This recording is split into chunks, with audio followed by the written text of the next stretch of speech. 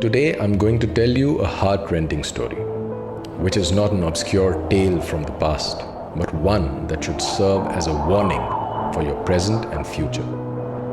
This is the story of the thousands of Hindu men and women of Malabar whose agony did not even find a place in the pages of history textbooks.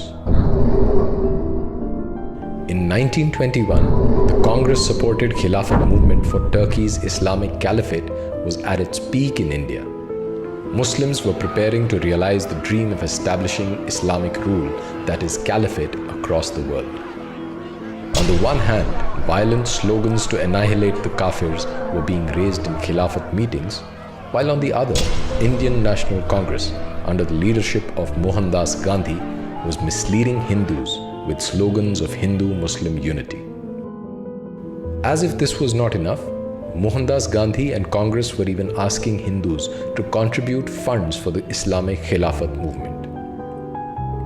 The religious frenzy of Muslims was in full swing. Muslim leaders were continuously touring Islamic countries, appealing to them to launch a military offensive against India so as to subjugate it under the banner of Khilafat. When sensible Hindu leaders like Swami Shraddhanand brought up the issue of jihadi slogans against Kafirs being raised in Khilafat meetings, Mohandas Gandhi smiled and said, "Muslims are only alluding to the British bureaucracy." To this, Swami Shraddhanand retorted, "Having allowed thoughts of violence and religious supremacism to take root in their psyche, the Muslim Maulanas would inevitably turn against the Hindus."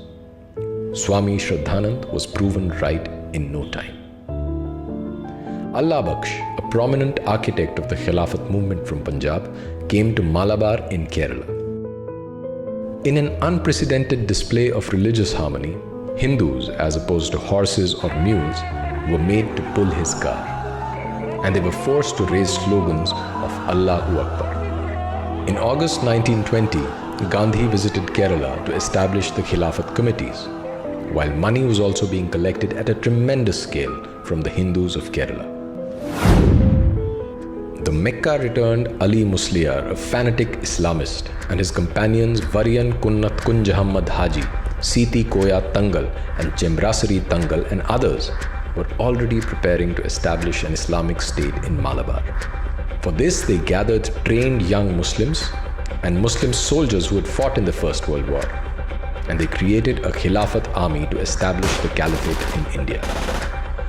This Khilafat army was fully equipped with uniforms and weapons. The recruits took an oath on the Quran that they would give up even their lives to establish the Khilafat. As per reports, up to 60,000 soldiers were recruited in this Islamic army. They began conducting military parades in many areas of Malabar. On August 22, 1921, loudspeakers of the Jamaat Mosque declared Malabar to be a part of the Caliphate and Ali Musliyar its Islamic ruler. The entire region was thus declared a Sharia-compliant zone. Flags of the Turkish Caliphate were hoisted on buildings. Specially designed daggers called Khilafat Chura were manufactured on a large scale and distributed among the Muslims. Predictably, the movement turned violent against Hindu Kafirs, who were asked to choose between Islam and death. Muslims started committing terrible atrocities on Hindus. Thousands of Hindus were forcibly converted to Islam. Those Hindus who did not accept Islam were murdered. Their homes were looted or set on fire. The wells and roads of Malabar were filled with the mutilated bodies of Hindus. Pregnant women were chopped into pieces and thrown into the forest, their unborn fetuses splattered on the streets. Innocent and helpless Hindu children were tortured and killed in front of their parents and siblings. Youths were tortured and burnt alive. Hindu women were raped and enslaved. Hindu flags were removed from the temples and Islamic flags were installed in their place. The murtis were desecrated or destroyed. Cows were slaughtered in temple premises. Thousands of naked, hungry and thirsty Hindus had to save their lives by running to the forests. Letters written by Annie Besant and a Hindu woman from Malabar to the wife of the then Viceroy reading, which contained details of all these atrocities, sent shivers down the spine. According to the Inquiry Committee report of Servants of India Society, 1,500 Hindus were murdered, 20,000 were forcibly converted to Islam, and property worth about 3 crores was looted in this horrific violence. There was no limit to the rapes and atrocities on Hindu women. As per official British records, 10,000 Hindus have been massacred. When Hindus invoked the name of Mohandas Gandhi, the president of the Khilafat movement who taught peace and non-violence, and pleaded to Muslims to stop all the violence, they replied, "Gandhi? He is a kafir. How can he be our leader?"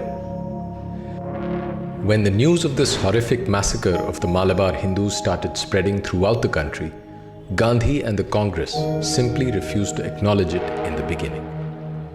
But when denial became untenable, the Congress Assembly moved a mere condemnation motion. Even this was unpalatable to the so-called nationalist Muslim leaders who openly displayed their fanaticism. Maulana Fakir, Maulana Hasrat Mohani and other Maulanas vehemently opposed the condemnation motion while Gandhi and the Congress completely surrendered to them. Whoever showed concern for the plight of the Hindus and honestly reported the situation was labelled as the enemy of the country and accused of obstructing Hindu-Muslim unity. Mohandas Gandhi blamed Hindus for their own massacre. In his article published in Young India, dated January 26, 1922, Gandhi wrote, "Hindus are not without blame. They have hitherto not cared for the Moplah. They have not treated him as a friend. It is no use now becoming angry with the Moplahs or the Musalmans in general." Not just that, Gandhi justified the Muslim violence. He said, "They are a brave, God-fearing people who are fighting for what they consider as religion, and in a manner which they considered religious." Obviously, Swaraj for the Khilafat leaders meant the establishment of the Islamic Caliphate, and unity for them meant conversion of all Kafirs to Islam. For almost 5 months, Islamic rule persisted in areas such as Mallapuram, Manjeri, Pandikot and Tirur in Malabar, and the Kafir Hindus and their women were subjected to unmentionable atrocities. Because the Muslims of Malabar are also called Moplah Muslims, this massacre is known by the names Moplah Massacre, Moplah Riots, etc. The negationist historians of the left and Congress have portrayed this massacre of Hindus by Muslims as a revolt by poor peasants against the British administration and rich landlords. These left-wing historians, nurtured by the establishment, have whitewashed the creation of an Islamic territory in a part of India and the genocide of Kafir Hindus, and have projected it as a freedom movement for Swaraj. But the real history is written in the blood of those thousands of Hindu men and women who fell prey to the barbaric cruelty of Moplahs and appeasement politics.